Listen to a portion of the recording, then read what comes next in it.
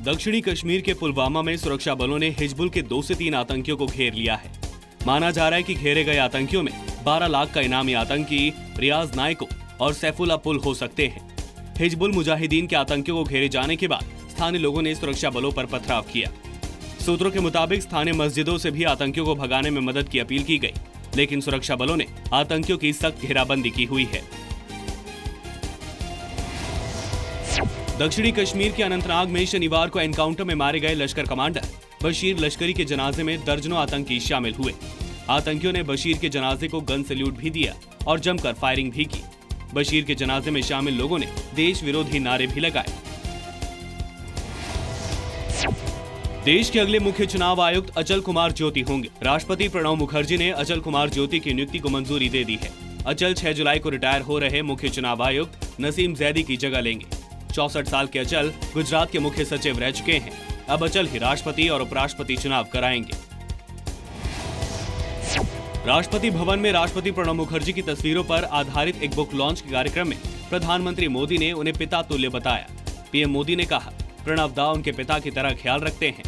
वहीं राष्ट्रपति प्रणब मुखर्जी ने प्रधानमंत्री की तारीफ करते हुए कहा कि हमारे विचार जरूर अलग हैं, लेकिन इसने कभी प्रधानमंत्री और राष्ट्रपति के रिश्तों को प्रभावित नहीं किया। बिहार के सीएम नीतीश कुमार ने कांग्रेस को लेकर तेवर और कड़े कर लिए हैं। नीतीश ने रविवार को पार्टी कार्यकारिणी में कहा कि कांग्रेस महात्मा गांधी के विचारों को छोड़ चुकी है और नेहरू को भी त्याग चुकी है। नीतीश ने यह भी कहा कि जेडीयू को कांग्रेस से कुछ भी सीखने की जरूरत नहीं है। वहीं बीजेपी के खिलाफ 27 अगस्त को होने वाली लालू की रैली पर नीतीश ने कहा कि न्योता मिलने पर वो जरूर जाएंगे। बिहार में जेडीयू, आरजेडी और कांग्रेस में इस वक्त जबरदस्त तनाव है। जेडीयू राष्ट्रपति चुनाव और जीएसटी पर बीजेपी का समर्थन कर रही है, जबकि आरजेडी और कांग्रेस विरोध कर रहे हैं। दिल्ली हाईकोर्ट आज हिमाचल प्रदेश के मुख्यमंत्री वीरभद्र सिंह के खिलाफ मनी लॉन्ड्रिंग केस में फैसला सुना सकता है। वीरभद्र सिंह ने हाईकोर्ट में मनी लॉन्ड्रिंग केस रद्द करने की अपील दायर की है।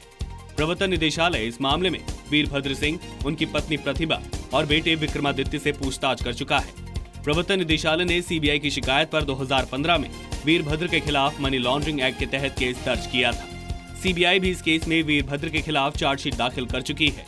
वीरभद्र पर आरोप है कि 2009 से 2011 के दौरान केंद्रीय मंत्री रहते हुए उन्होंने आय से 200% ज्यादा संपत्ति अर्जित की।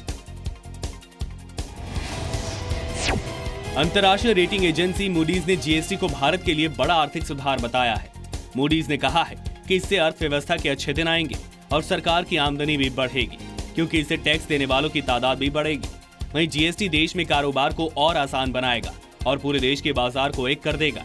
साथ ही भारत विदेशी निवेशकों के लिए और आकर्षक बाजार बनकर उभरेगा। यूपी के बुलंदशहर में बीजेपी नेता समेत 5 लोगों को जेल भेजने वाली पुलिस अफसर श्रेष्ठा ठाकुर का ट्रांसफर बहराइच किया गया है। पुलिस और बीजेपी नेता प्रमोद लोधी में चालान विवाद के बाद श्रेष्ठा और बीजेपी कार्यकर्ताओं की तीखी बहस हुई थी, जिसके बाद बुलंदशहर के बीजेपी नेताओं ने श्रेष्ठा ठाकुर पर सीएम योगी आदित्यनाथ और दूसरे पार्टी नेताओं के खिलाफ अभद्र भाषा का इस्तेमाल करने का मामला भी दर्ज कराया था। अमेरिका ने विवादित दक्षिण चीन सागर के उस इलाके में अपना युद्धपोत भेजा है जिस पर चीन दावा जताता है। अमेरिकी नौसेना ने कहा है कि इसका मकसद समुद्री क्षेत्र में फ्रीडम ऑफ नेविगेशन को दिखाना है।